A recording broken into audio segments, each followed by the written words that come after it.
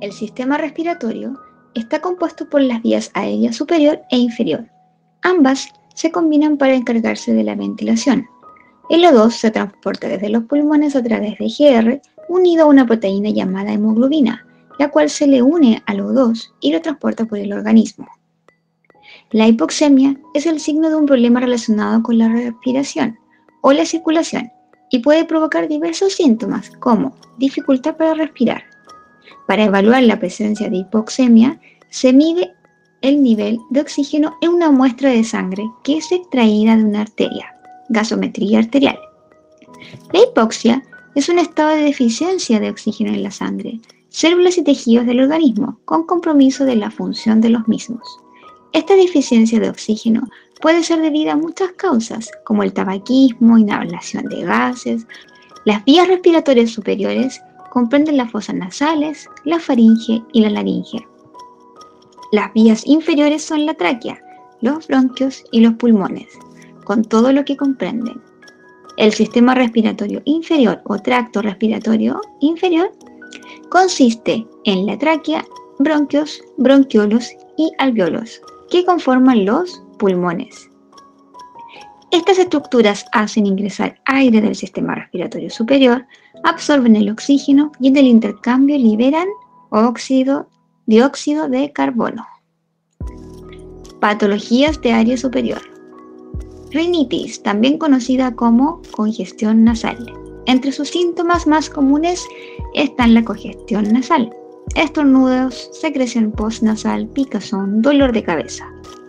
La rinitis infecciosa se transmite durante los primeros 2 días después de la infección, cuando las cepas que causan la rinitis se liberan al estornudar y se transmiten a otra persona. Entre sus causas más comunes están virus como rinovirus, coronavirus o virus de la influenza, alérgenos, irritantes como el polen, moho, polvo, caspa de animales, etc. Faringitis aguda. Este es el término médico para la inflamación de la garganta, causada por bacteria o virus comunes. Se contagia por medio de las gotitas que se liberan al estornudar o toser. Los síntomas principales son dolor de garganta, dolor de cabeza y fiebre. Generalmente se cura entre 7 a 10 días sin necesidad de medicamentos, al menos que sea bacteriano, lo cual necesitaría antibióticos. La amigdalitis es una inflamación de las amígdalas. La causa de la amigdalitis suele ser una infección viral.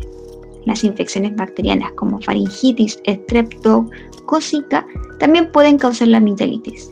Entre sus síntomas están el dolor de garganta, amígdalas rojas e hinchadas, dificultad para tragar, glándulas inflamadas en el cuello, fiebre y mal aliento.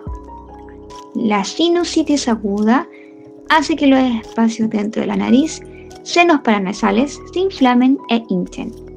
Esto interfiere en el drenaje y provoca la acumulación de moco.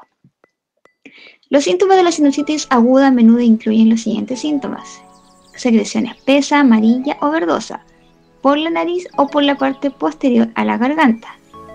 Obstrucción o congestión nasal, dolor, sensibilidad, hinchazón y presión alrededor de los ojos, mejillas, nariz o frente, que ésta empeora al agacharse. La sinusitis suele ser consecuencia del resfriado común, que es una infección viral. La otitis es la inflamación del oído o sus tejidos y sus partes.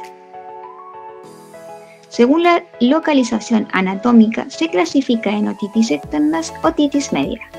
La otitis externa es la inflamación del conducto auditivo externo, debida generalmente a una causa infecciosa. La otitis media, sin embargo, se divide de forma práctica en otitis media aguda, no supurada, y otitis media aguda supurada. Ambas son distintas fases de la misma enfermedad. Sus síntomas son dolor de oídos, fiebre, irritabilidad, hipoacusia. Puede haber salida de líquido seroso con sangre o con pus. La laringitis aguda es una inflamación de la laringe que cursa con tos, tifonía y se manifiesta con la pérdida parcial o total de la voz. El tratamiento debe ser sintomático y etiológico. Generalmente la causa es viral, en ocasiones puede ser bacteriana. Se acompaña de dolor de garganta y dolor intenso al tragar. lo que finalmente dificulta la ingesta de alimentos. Los síntomas que acompañan a menudo son fiebre alta, nódulos linfáticos muy inflamados, insensible al dolor. Pero también se puede presentar un dolor de oído. Patologías de vía inferior. La neumonía es una infección que inflama los sacos aéreos de una o ambos pulmones. Los sacos aéreos se pueden llenar de líquido o pus, material purulento, lo que provoca tos con flema, pus, fiebre, escalofríos y dificultad para respirar. Las bacterias son la causa más común. La neumonía bacteriana puede ocurrir por sí sola, pero también puede desarrollarse después de haber tenido ciertas infecciones virales, como un resfrío o una gripe. Varios tipos diferentes de bacterias pueden causar la neumonía. Los síntomas más comunes de la neumonía son fiebres, escalofríos, flema, dificultad para respirar, dolor en el pecho, cuando se respira o se tose, náuseas, vómitos, diarrea. La enfermedad pulmonar obstructiva crónica, EPOC, es una enfermedad pulmonar inflamatoria crónica que causa la obstrucción del flujo de aire de los pulmones. Los síntomas son tos, producción de moco, sibilancias. El irritante más común que causa el EPOC es el humo del cigarro, el humo de la pipa y todos los otros tipos de humo. Atalaxia es el colapso de una parte del pulmón o con menor frecuencia de todo el común. Es causada por una obstrucción de las vías aéreas, bronquios o bronquiolos, o por presión de la parte externa del pulmón. Se manifiesta con tos, esputo, estado subfebril, disnea, taquicardia, zoonosis y dolor pleural. Por otro lado, la asma es una enfermedad crónica que provoca que las vías respiratorias de los pulmones se hinchen y se estrechen. Esto hace que presente dificultad para respirar como sibilancias, falta de aliento, opresión en el pecho y tos. El asma es causada por hinchazón, inflamación de las vías respiratorias. Cuando se presenta un ataque de asma, el recubrimiento de las vías respiratorias se inflama y los músculos que la rodean se tensionan. Esto reduce la cantidad de aire que puede pasar por estas. Los síntomas pueden ser provocados por inhalación de sustancias llamadas alérgenos o desencadenantes por otras causas.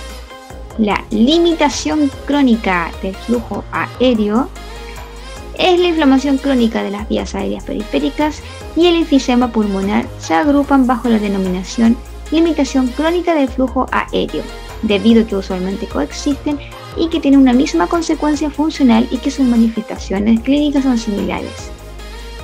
Por otro lado, es el cáncer que comienza en los pulmones. Los pulmones se localizan en el tórax. Cuando una persona respira, el aire pasa a través de la nariz, baja por la tráquea, llega hasta los pulmones, donde fluye a través de conductos llamados bronquios.